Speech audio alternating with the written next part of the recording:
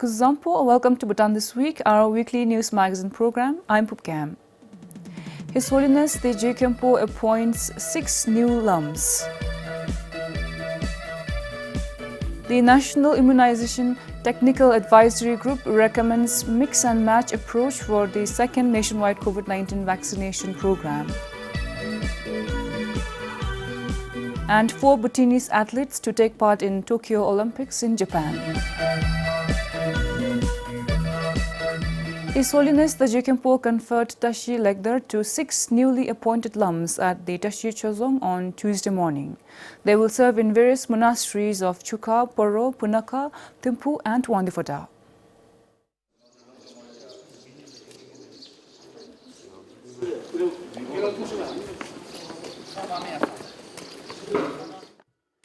"50-year-old Chundu Wanchu is the new lum of Phajuding Pomola Gyamba in Thimphu. Before assuming the post, he lived at the Phajuding Gyamba reciting prayers. A former teacher of Dobji Monastic School, Sring Penjo, is appointed as the Danchu Jari Gyamba lum in Wandipadang. The 39-year-old is from Punaka.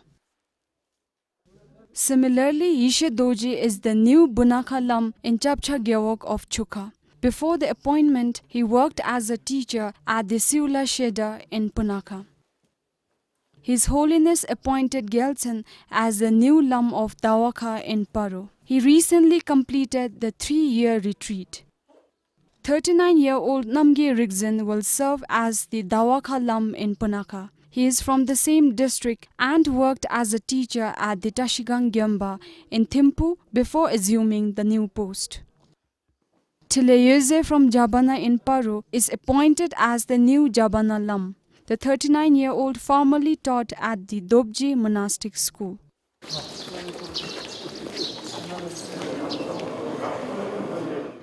Kyalzang Choden for BBS News.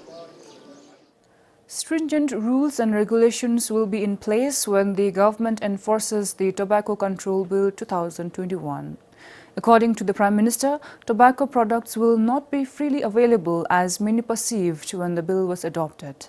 The Parliament lifted the ban on the sale, buy and distribution of tobacco and tobacco products during its last session. At the Meet the Press session today, the Prime Minister said the government will take actions to discourage people from consuming tobacco and tobacco products as well as identify proper channel of distribution. Currently, the government is drafting provisions regarding the distribution, sale and buying of tobacco and tobacco products. We will bring in very special professional effects to discourage smokers and chewers, to make sure that everybody who gets involved in these habits will be accounted for. We need not allow every shop, every grocery, every bar, every pan dokan to sell tobacco. Under 18 definitely will not be allowed to buy tobacco or sell tobacco. The Prime Minister added, the provisions like restrictions on smoking in public places, institutions and offices, public transports and entertainment centers will remain as per the existing law. The Parliament passed the Tobacco Control Bill 2021 as an urgent bill. The government tables the bill in view of the continued smuggling of tobacco products through the country's porous border in the south and the associated threats of importing the coronavirus. Pema Sultan Singh, BBS News. As the country gears up for the second jab of the COVID-19 vaccine, the Prime Minister says achieving herd immunity is crucial before revisiting the existing COVID protocols. Today, hopes of most people are pinned on the second dose, which the government plans to roll out this month. It is the people in the high-risk areas who are anticipating the second dose of the vaccine more. Today, anyone traveling from such an area has to undergo a minimum of 7-day mandatory quarantine. Goods are also transported from such areas following a driver switch modality. While these interventions helped keep the virus at bay in the low-risk areas, they come with the shares of inconveniences. Families were separated, people could not attend the final rites of their loved ones, and many missed better opportunities.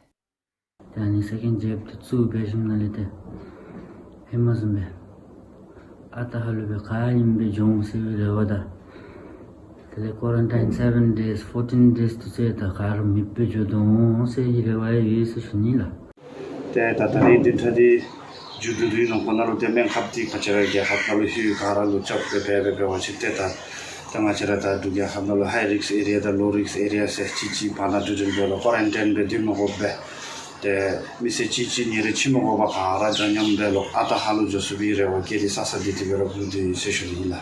At the virtual meet, the press session today, the Prime Minister and the Health Minister said achieving herd immunity is important before reviewing the COVID-19 protocols. Herd immunity means developing resistance to the spread of an infectious disease after a sufficient percentage of a population becomes immune to an infection. Pre-Delta variant era na bewachin 70% dechi thobobina. But Delta variant being more contagious to the limbuge sunozumbe, 70% will not be enough. Minimum 80% dechi gobe, 80% of the total population not registered. And the eligible population within 1 week the top 80%. But overall the Sanivida Tangachigi under 18-year-old they covered Bemasubachin, it will be very difficult because population in Bhutan under 17 there are 20% dula. The herd immunity di tatogi are not the halam 8 to 10 gi bana unity 80% plus that chi achieve a vaccination kara mingum tangane bota contingent upon ani se shunila tangani di ngachi gi dechi achieve beda bachin te digidi surja gi digidi chamchi mema te digide kara chinyombe kara tani di khache se shunila. Meanwhile, the Prime Minister advised the people to be cautious and follow the COVID-19 safety protocols even after one is fully vaccinated. With emerging variants of the virus, as much as the hope to return to normalcy lies in the second dose, people's adherence to safety protocols will remain central. With additional information from Sonam Benjor, Kinzang Hadin, PBS News. The National Immunization Technical Advisory Group recommends a mix and match approach for the second nationwide COVID-19 vaccination program. According to the group, the recommendation is based on the efficacy of the approach. As per international studies, using different brands for the first and second doses of the COVID-19 vaccines gives stronger protection against the virus. According to the New York Times, an American daily newspaper, using different vaccines to build immunity against the same virus is not a new idea. It has been experimented on and carried on in the past for HIV, Ebola, malaria, and tuberculosis. There is continuous ongoing studies, clinical trials, and extra average studies or trials. So for this evidence, we are looking into all the current evidence. We are convinced that if you do the mixed match, the efficacy is better, immunogenicity is better, and especially with the current variants that is circulating, especially Delta variants that is now globally taking the transmission. He added that the side effects from the mix and match would be similar to the first dose. However, the severity of the side effects will depend on the person's immunity level. The side effects are very minimal and are similar to what we have already observed in the first Covishield dose, like headache, fever, injection site pain, joint pain. So these are the common side effects that is reported. Even for this mix and match, same side effect we are going to expect, but maybe a little bit more, but then this is expected. For now, the Health Ministry has not decided whether to go ahead with the mix and match approach during the second nationwide COVID-19 vaccination. However, the Health Minister said that should the ministry opt for the approach, it is not due to the shortage of vaccines. Instead, the decision is based on adequate evidence from the research and clinical trials of its efficacy. The government will roll out the second nationwide vaccination campaign next Tuesday. It is expected to be complete within a week. Kinzang Hadin, PBS News. The country reported its second death from COVID-19 on Thursday after an 82-year-old woman from Gumtu died at the Rick's isolation ward in Phinseling. According to the Health Ministry, she had multiple medical conditions, including congestive heart failure, asthma, hypertension and diabetes. She was not vaccinated. The first COVID-19 death was reported in January this year, when a man with pre-existing medical conditions died at the isolation ward in Thimphu. Bhutan recorded almost 2,400 COVID-19 positive cases since the first case in March last year. Bhutan is all set for the second dose of the COVID vaccine. The second nationwide campaign will start next Tuesday. 500,000 doses of the Moderna vaccine reached the country on Monday last week. A special chartered flight brings the vaccine.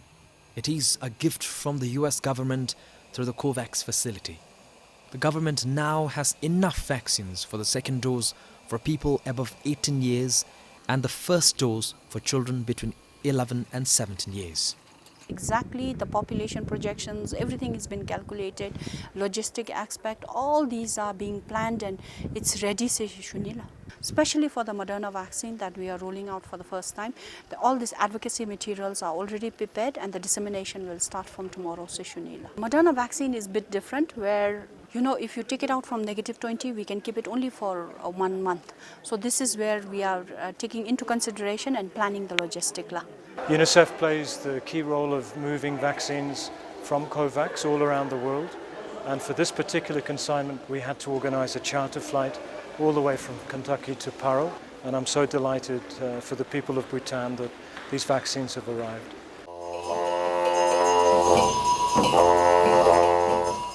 Another consignment of some 120,000 out of 250,000 doses of the AstraZeneca vaccine from Denmark will arrive in the country tomorrow. Globally, if you look at it, many countries have rolled out homologous, which means same first dose and second dose, and heterologous, which is first dose is AstraZeneca, second is an mRNA vaccine. So there are many examples. So for Bhutan also, we are exploring a combination of heterologous and homologous approach to inoculation, and that, as we speak, is being discussed by NITEC. Meanwhile, the registration process for vaccination is in full swing. More than 560,000 people have registered as of yesterday. For Namgyongwachu in Paro, Cheku for BBS News.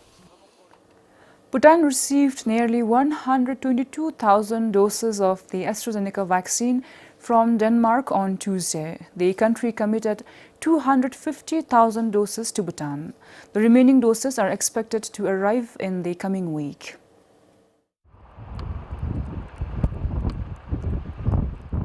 A Druk flight from Bangkok brought in the AstraZeneca vaccines.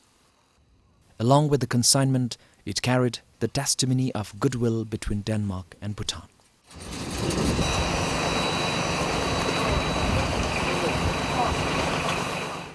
The Foreign Minister, Dr. Tanidoji, received the vaccines.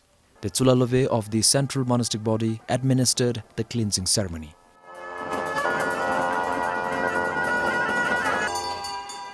As the vaccines were delivered to Bhutan, the Danish ambassador to Bhutan tweeted that in this important step towards the global vaccination drive, Denmark stands with Bhutan in this fight against the pandemic.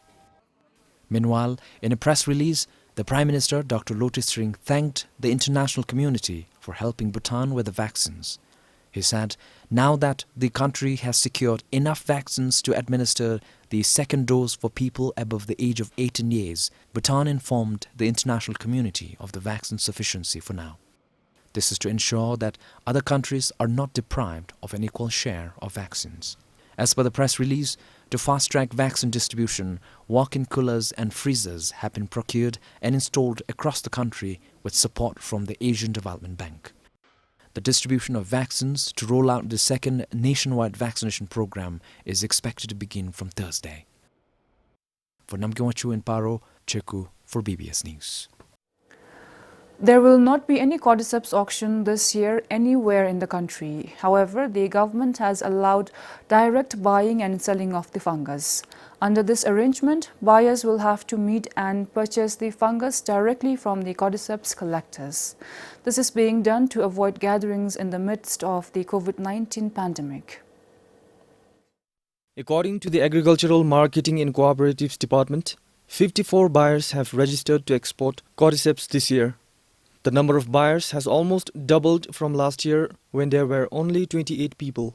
But without auctions this year, some people are worried they will not get a fair price for their harvests.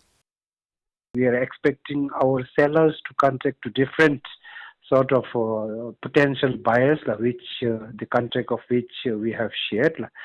So indirectly, there will be a competition or competitive bidding because it is from the seller side now to look at which potential buyers are offering the best price. Referring to last year's record of direct buying and selling, we have observed not much of rates difference that were offered to our public. The collectors can sell their harvest after paying a royalty. Some collectors in Bhutan have already sold their harvest. They say the price is better this year compared to last year. Although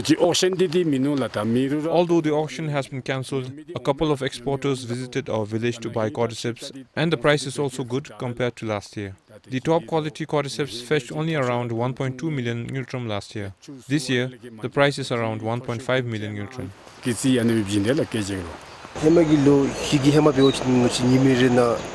Just 4 years ago, we used to get around 200 to 300 pieces of cordyceps daily. Now we hardly get 20 to 30 pieces. The yield in our collection site was very poor this year.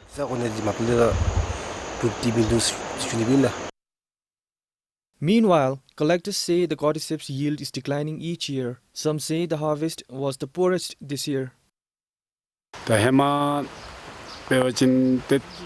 In the past, the fungi used to grow in clusters, but now we can hardly see two pieces growing alongside each other in the same area.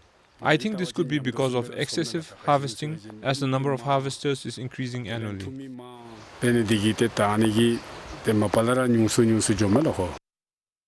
Meanwhile, with cordyceps market becoming unpredictable due to the COVID pandemic, collectors in Bhutan are switching to agriculture and animal husbandry as the main source of their livelihoods. For Kipchu in Bhutan, Sringdandup, BBS News. The Agriculture Ministry plans to export vegetables from Gyalipu and Sandupjonkar after the Indian government decided to import. They said the export of chili, beans, cabbage, cauliflower, carrot, peas and soya bean from Bhutan can be done through the plant quarantine station at Jaigaon. This interim arrangement between the two governments is expected to facilitate unhindered exports of these vegetables to the Indian market.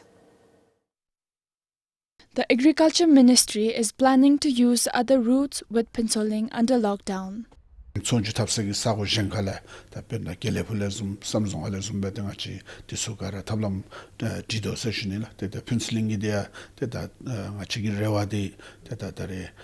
vaccine kapdi job personal at netangchi legim jobara netangchi legim josugi rewa tani jochi te ro male nyomegi miya gara dabjibe yula.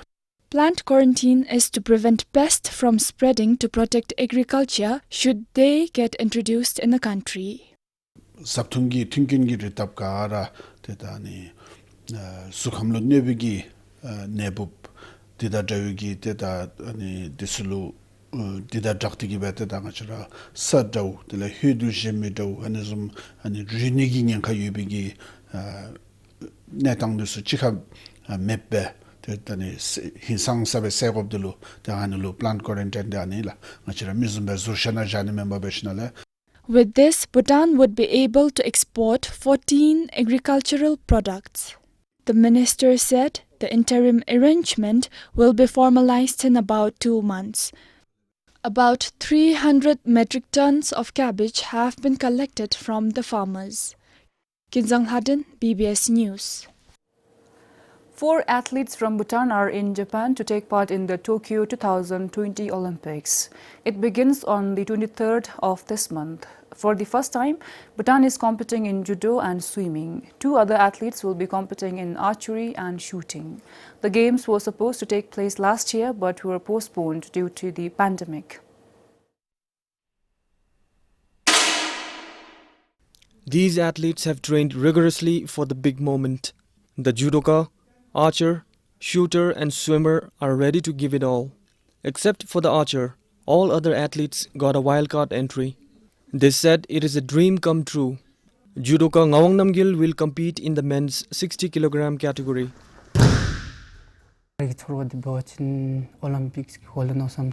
I'm very nervous as well as excited thinking about the Olympics. I've trained every morning and evening for the mega games. I'm hoping to perform well.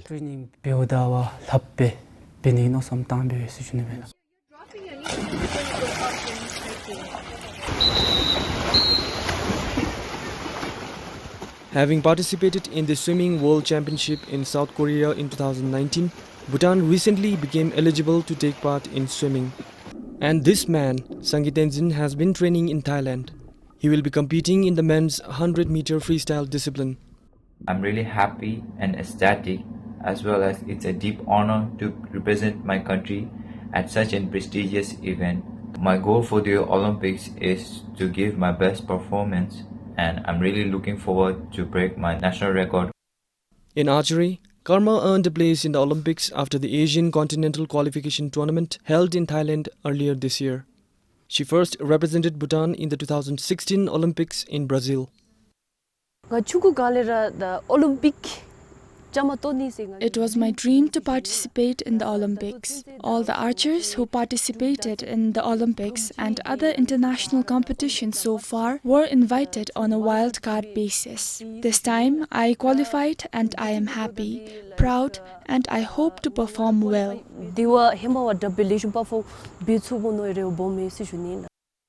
Meanwhile, shooter Lenchu Gunzang is confident this time that she can perform better. She never missed the bullseye in her training this time. She was also one of the athletes who were in Brazil in 2016. My score has also improved. That is why I feel I can do better this time. I feel confident and comfortable this time because I have competed in the past as well. Ultimately, the hope is to win a medal, but just competing with the world's best means more than a medal. This is Ringdandup, BBS News. That's all we have for you for this week. Thank you for watching.